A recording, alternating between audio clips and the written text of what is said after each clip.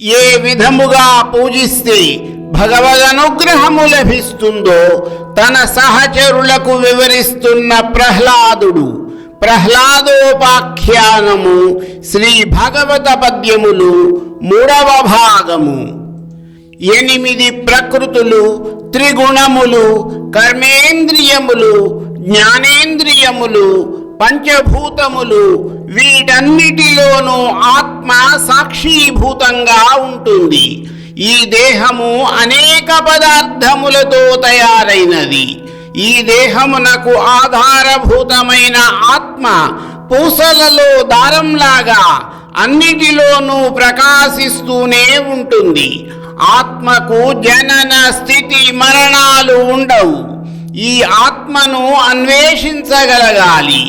ఆత్మకు ఏ అవస్థలు లేవు. జాగృతి, స్వప్నం, సుషుప్తి అనే మనోవృత్తులను ఎవడు తెలుసుకుంటాడో అతడే ఆత్మస్వరూపుడు.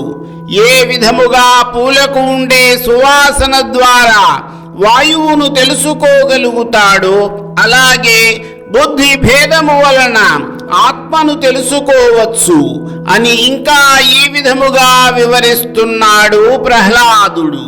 తదుపరి కథా వివరణమును ఇప్పుడు తెలుసుకుందాము. సంసారమిది బుద్ధి సాధ్యము, గుణకర్మ గణబద్ధమజ్ఞాన కారణంబుగల వంటిదింతియ కాని నిక్కము కాదు సర్వార్థములు మనస్సంభవములు స్వప్న జాగరములు సమములు గుణశూన్యుడగు పరమునికి గుణాశ్రయమున భవ వినాశంబులు వాటిల్లినట్లుండు బట్టి చూచిన లేవు వాలులారా. కడగి త్రిగుణాత్మకములైన కర్మములకు జనకమైవచ్చు అజ్ఞాన సముదయమును ఘనతర జ్ఞానవహ్నిచే కాల్చిపుచ్చి కర్మ విరహితులై హరిగనుట మేలు. సఖులారా, ఈ సంసారము కేవలము బుద్ధి వలననే జనిస్తుంది. ఇది సత్వ, రజస్తమో గుణములు అనే త్రిగుణములకు సంబంధించిన కర్మలలో బందీ అయి ఉంటుంది. ఈ సంసారం అన్నది కేవలము ఒక మాయా స్వప్నము. ఇది ఎంత మాత్రము యథార్థము కాదు. కోరికలన్నీ మనసులోనే పుడతాయి. జాగ్రత్త స్వప్నములు అనగా మెలకువ స్థితి, స్వప్నము ఈ రెండిటికి తేడాయే లేదు. పరమాత్మ గుణములన్నిటికీ అతీతుడు. అయినా గుణములను ఆశ్రయించి తాను కూడా జననము మరణము పొందుతున్నట్లు మనకు అనిపిస్తుంది. కానీ తరచి తరచి చూస్తే పరమాత్మకు జనన మరణములు ఆది మధ్యాంతములు లేవు. త్రిగుణముల వలన మనము ఆచరించే కర్మలకు కారణము మనలోని అజ్ఞానమే. దానిని జ్ఞానము అనే అగ్నితో దహించి వేయాలి. అప్పుడే మనము పరమాత్మ అయిన విష్ణువును కనుగొనగలము.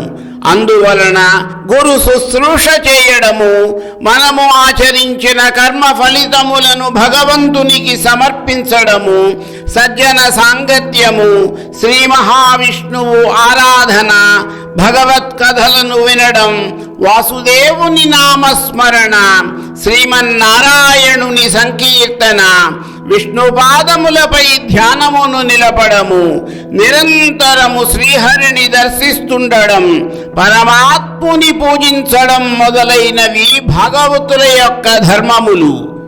వీటిని పాటించే వారికి ఇవి జ్ఞాన వైరాగ్యములను కలిగిస్తాయి. అందువలన ఎల్లప్పుడూ అందరూ ఈ భాగవత ధర్మాల మీద ఆసక్తిని కలిగి ఉండాలి. పరంధాముడైన భగవంతుడే ఆత్మస్వరూపంతో సర్వ ప్రాణులలోనూ స్థితుడై ఉన్నాడని మనము గ్రహించగలగాలి. కామం, క్రోధం, లోభం, మోహం, మదం, మాత్సర్యం మొదలైనవి అరిషడ్వర్గములు. ఇవి మన అంతఃశత్రువులు. వాటిని జయించి ఇంద్రియ చాపల్యమును నియంత్రించగలగాలి. ఆ విధంగా భక్తితో పూజిస్తే పరమాత్ముని అపారమైన అనుగ్రహము లభిస్తుంది. ఈ విషయములను బాగుగా దృష్టిలో ఉంచుకోండి.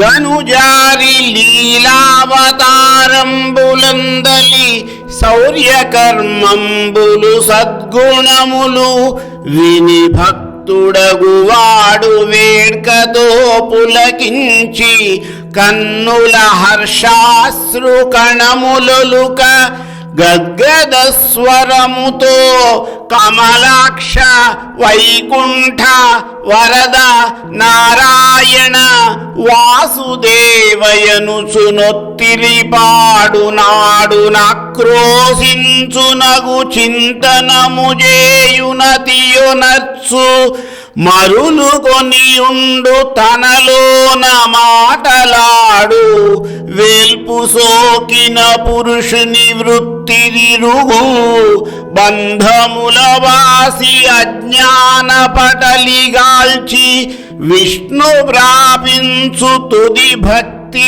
వివసుడగుచు.